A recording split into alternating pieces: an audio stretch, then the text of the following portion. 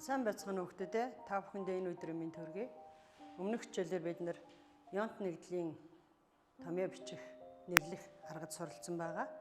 За, ионт нэгдлүүдээс хамгийн түгээмэл хэрэглэгддэг нь натрийн хлорид буюу хоолны давс. Натрийн хлоридын байгаль дахь нэгдлийг харуулсан байна. Натрийн хлорид байгаль дээр жамц давс, чулуун давс, далай тэнгисийн усанд гэх мэтээр байгаль дээр өргөн дарахсан нэгдэл. Натрийн хлоридын талс бүтцийг харуулж байна. Натрийн хлоридын талс торын зангилаан дээр катион анионууд ээлжлэн байрлаж хоорондоо ионы холбоогоор холбогддог бүтцийг харуулж байна. Дараагийн зураг дээр ионт нэгдлийн талстын дотор эерэг ба сөрөг ионууд олон дахин давтагдаж орсон бүтцийг харуулж байна.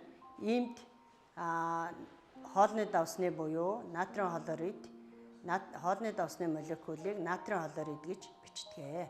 Тэгэхээр хоолны давс буюу натрийн хлорид бол ион эерэг сөрөг цэнэгтэй ионыг агуулсан жижиг хэсгүүдээс тогтсон ионт нэгдэл юм аа. За, гэрийн даалгаврыг гүйцэтгэхдээ хүүхдүүд зарим ионы томьёо ба нэр гэсэн энэ лавлах хүснэгтээ ашигласан байгаа.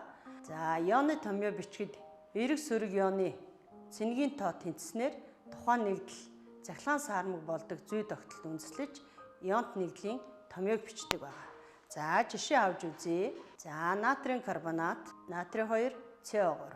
За, энэ нэгдлийн томьёог бичсэн аргачлалыг танилцуулж байна. Натрийн 1 нэмэх цэнэгтэй ион 2 байна. Нэмэх цэнэгтэй ионы хэмжээ нэмэх 2. Карбонатын бүлэг 2 хасах цэнэгтэй 1 байна. Сөрөг хасах 2. Тэгвэл эндээс нэмэх цэнэгтэй ионы хэмжээ нэмэх 2, сөрөг цэнэгтэй ионы хэмжээ 2, химийн нэгдэл бүхэлдээ цахилгаан саармаг байна гэж. Эерэг сөрөг цэнэгтэй ионы цэнэгийн тоо тэнцүү гэж үзэх гэж байна. Дараагийн жишээн дээр феррум 2, SO4 3 дахин гэсэн жишээ авсан байна. Төмөр 3 нэмэх цэнэгтэй, сульфатын бүлэг 2 гасах цэнэгтэй. 3 нэмэх цэнэгтэй сульфатын бүлэг 2 байгаа. Нэмэх цэнэгтэй ионы цэнэгийн хэмжээ нэмэх 6, 2 гасах цэнэгтэй сульфатын бүлэг 3 байгаа. Сөрөг цэнэгтэй жижиг хэсэг хасах 6. Эндээс эерэг сөрөг цэнэгтэй жижиг хэсгүүдийн тоо тэнцүү буюу нэмэх 6, нэмэх нь хасах 6 тэнцүү тэг байна. Иймээс төмрийн сульфатын химийн нэгдлийн томьёо феррум 2, SO4 3 дахин гэж бичигдэх нэ. За, химийн шинжилгээ ухааны судалгааны аргуудын нэг нь загварчлах арга байдаг. Бид нар өнөөдөр молекулын загварыг авч үзэх гэж байна. Тэгэхээр химийн шинжилгээ ухааны судалгааны аргуудын нэг нь загварчлах арга юм. Хит том, хит жижиг, эсвэл нарийн нийлмэл бүтцтэй юмс үзэгдлийн бүтэц шин чанарыг танин мэдхэд загварчлах аргыг өргөн хэрэглэдэг. За, самбар дээр алмазын бүтцийг харуулж байна. Коалент толгоогоор холбогдож үүссэн талсттай талс орон торын зангилаан дээр атомууд байрлсан байдаг учраас ийм бүтцийг талстын орон тор гэж нэрлэдэг. Алмаз физик шин чанарын хувьд өнгөгүй тунгалаг, гялалзсан, байгаль тохиолдох бодисуудаас хамгийн хатуун цахилгаангүйдэл дамжуулдаггүй. Тэгэхээр 2 дугаар зураг дээр талстын орон торыг харуулж байна. Талс орон торын зангилаан дээр нүрстрэгчийн атом байгаа учраас атомын талс орон тортой. Алмазыг бүрдүүлэх жижиг хэсэг нь багш нь энд алмазын талс орон торын нэгэн хэсгийг энд харуулж байна. Алмаз бол нүрстрэгчийн атомудаас тогтсон атомын бүтцтэй. Нэг нүрстрэгчийн атом 4 нүрстрэгчийн атомтай маш бат бөх коалентийн холбоо үүсгэсэн учраас байгаль дээрх бодисудаас хамгийн хатуун гар бөмбөлгөөр нүрстрэгчийн атомыг цагаан холбоосоор химийн холбоог төрсөлдсөн байгаа. Тэгэхээр химийн нэгдэл бол нэг жижиг хэсгээс тогтдоггүй, маш олон тооны жижиг хэсгүүдээс тогтдог. Багшийн нь үзүүлж байгаа энэ загвар бол алмазын талс орон торын талстын нэгэн хэсгийг харуулж байна гэж ойлгоо. Ус байгаль дээр өргөн дарахсан бодис бөгөөд шингэн хатуу төлөвт оршдог. Мөсний талс орон торын зангилаан дээр усны молекулууд байрладаг. Мөс молекулын бүтцтэй талс орон тор бүхий бодис юм. Ус физик шин чанарын хувьд өнгө өнөргөө, шингэн бодис, жижиг хэсгүүд нь бие биенээсээ хамааран хөдөлдөг. Усны хатуу төлөв буюу мөсний талстын орон торыг энд үзүүлж байна. За талст орон торын зангилаан дээр усны молекулууд байна. Ус төрөгчийн 2 атом, хүчилтөрөгчийн 1 атомоос тогтсон. Тэгэхээр тухайн бодисыг бүрдүүлэх жижиг хэсэг нь молекул учраас усны молекулын талстын орон тор гэж нэрлэх нь байна. Талст орон торын зангилаан дээр усны молекулууд ээлжлэн байрлсан.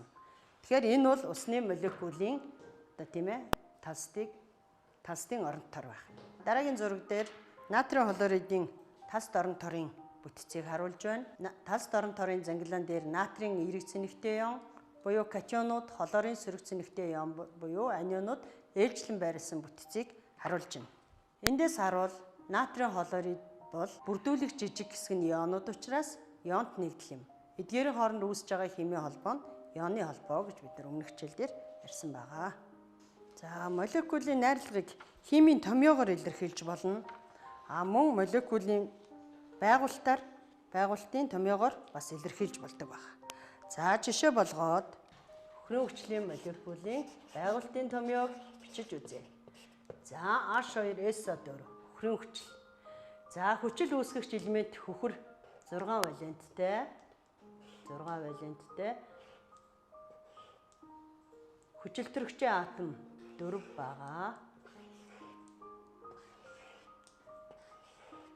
байгаа.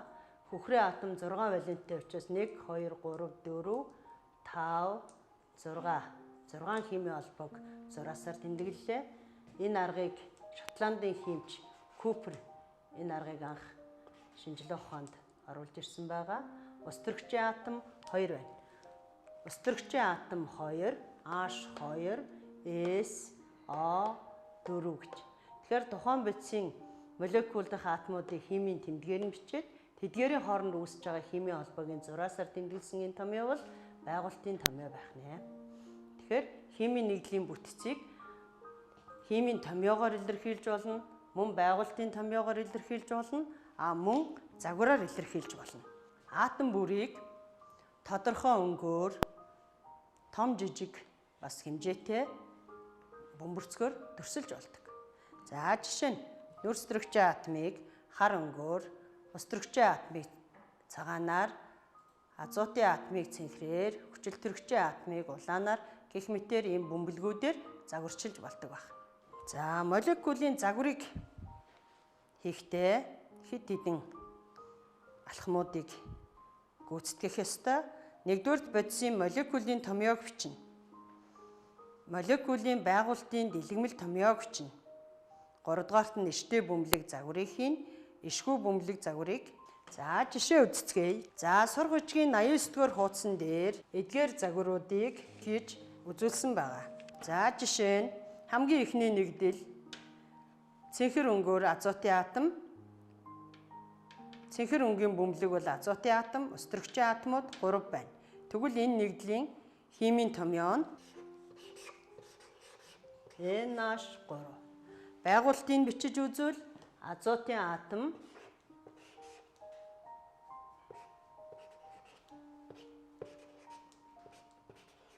гурван химийн холбоо үүсгэсэн 3 валенттай. Ус төрөгчийн атом 3 байна, тус бүрдээ 1 валенттай. Эдгээрийг загварчлах юм бол ийм маягаар гүйцэтгэж болох нэ хөхтөд. Энэ бол багшиг нь хэлж байгаа иштэй бөмбөлөг загвар. Энд бол ишгүй бөмбөлөг загвар. Химийн холбоог дүрслэхгүйгээр молекулын доторх атомуудыг шууд холбосон ийм бүтэц. Тэгэхээр аммиакийн молекулын иштэй бөмбөлөг загвар, ишгүй буюу бөмбөлөг загвар гэж нэрлэх нь байна. За энэ нэгдлийн томьёог харуулж байна. За 89-р хуудасны 3-2-6 гэдэг хүснэгтийн 2 дахь химийн нэгдлийг багш нь энд харуулах гэж байна. Цэнхэр өнгөтэй бөмбөлөг бол азотын атом, саарл өнгөтэй бөмбөлөг бол нүүрс төрөгчийн атомаа гэд гарчлаа. Тэгвэл молекул томьёо нь CH4. Нүүрс төрөгчийн атом 1 байна, ус төрөгчийн атом 4 байна. За түүний байгуулалтын томьёог бичвэл нөөцлөгчийн атом 4 валенттэй, өстрөгчийн атомтай 4 химийн холбоо үүсгэсэн. Нэг химийн холбоог нэг зураасаар тэмдэглэсэн байгаа. За молекулын иштэй бөмбөлөг загвар бол CH4. Нөөцлөгчийн атом 1, өстрөгчийн атом 4 байна. Дараагийн загвар бол метаны тийм ээ CH4 буюу метаны молекулын бөмбөлөг загвар байх нэ. Дараагийн үзүүлэх гэж байгаа загвар бол ямар загвар байна уу? Та нар ямар нэгдлийн загвар вэ гэдгийг харж болно. За улаан өнгөөр бид хүчилтөрөгчийн атомыг төрсөлдөг гэж багш нь самбарт харуулсан байгаа. Хүчилтөрөгчийн атомыг улаан бөмбөлгөөр төрсөлсөн. Хүчилтөрөгчийн атом 2 байна. 2 химийн холбоо үүсгэжээ. 2 химийн холбоо үүсгэсэн бүтцийг харуулж байна. За тэгвэл молекул томьёогоо хэрхэн бичих вэ хүүхдүүд ээ? Хүчилтөрөгчийн атом 2 байна. 2 химийн холбоо үүсгэсэн. Тэгвэл O2 гэж молекул томьёогоо бичнэ. Энэ загвар бол ишгүй бөмбөлөг загвар. Хүчилтөрөгчийн атом 2 байна. Химийн холбоог ишгүй бөмбөлөг загварт харуулдаггүй байгаа. За дараагийн нэгдлийн загвар бол ийм загварыг харуулж байна. Цагаан өнгийн бөмбөлөг бол ус төрөгчийг, улаан өнгийн бөмбөлөг бол хүчилтөрөгчийг, хар өнгийн бөмбөлөг бол нөөц төрөгчийн атомыг төрсөлж байгаа. Тэгвэл ус төрөгчийн атом 2 байна, нөөц төрөгчийн атом 1 байна, хүчилтөрөгчийн атом 3 байна. Нөөц төрөгчийн атом 1, 2, 3, 4. 4 химийн холбоо үүсгэсэн хүчил үүсгэгч элемент нь нөөц төрөгчийн атом. Хүчилтөрөгчийн атом тус бүрдээ 2 химийн холбоо үүсгэсэн 2 валенттэй, ус төрөгчийн атом 1 химийн холбоо үүсгэсэн 1 валенттэй. За тэгвэл бүгдээрээ молекул томьёогоо бичье. Ус төрөгчийн атом 2 байна, нөөц төрөгчийн атом 1 байна, хүчилтөрөгчийн атом 3 байна. За ус төрөгчийн атом тус бүрдээ 2 байгаа.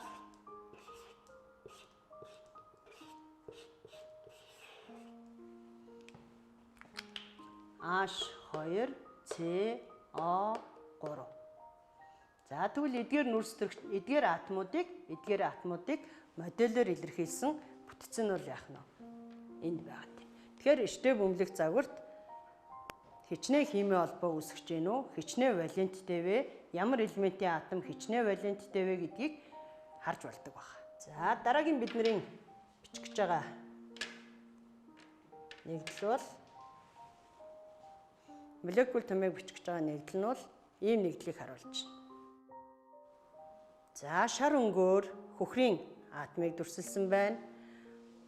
Цагаан өнгийн бөмбөлгүүд бол ус төрөгчийн атомыг, улаан өнгийн бөмбөлгүүд бол хүчилтөрөгчийн атомыг төрсөлсөн байна.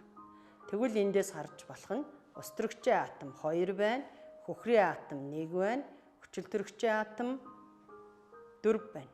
Хүчилтөрөгчийн атом тус бүрдээ 2 химийн холбоо үүсгэсэн 2 валенттэй. 2 химийн холбоо үүсгэсэн 2 валенттэй байх нэ.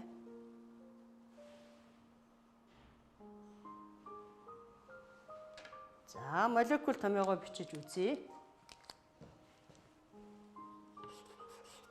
Ус төрөгчийн атом 2 байна, хөхрийн атом 1 байна, хүчилтөрөгчийн атом 4 байна. За хүчил үүсгэгч элемент хөхөр бол 4 хүчилтөрөгчийн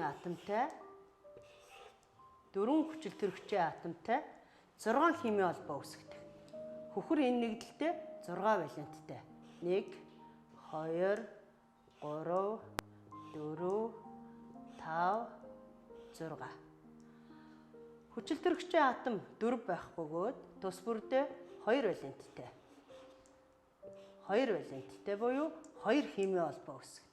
Ус төрөгчийн 2 атомтай энэ 2 хүчилтөрөгчийн атом химийн холбоо үүсгээд нэгдлийн томьёо H2SO4 байх нэ. За дараагийн нэг загварыг харуулъя.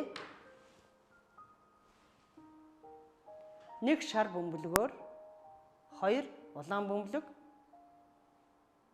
шар бөмбөлгөөс 4 химийн холбоог гаргаж дүрсэлсэн байна.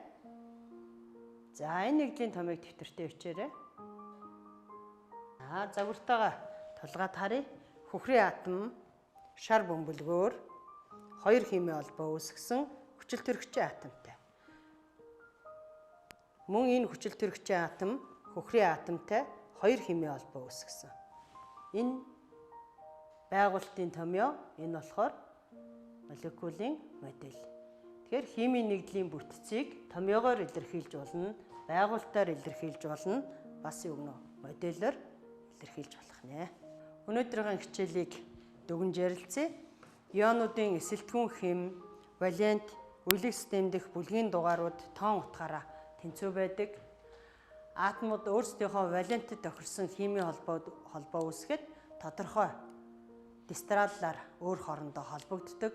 Молекулын бүтэц байгууллыг химийн томьёогоор, байгууллын томьёогоор мөн иштэй ба ишгүй бөмбөлөг загваруудаар илэрхийлж болдог талаар үздэсгэлээ. Гэрийн даалгавар сурах бичгийн 89-р хуудасны 23-р дасгал.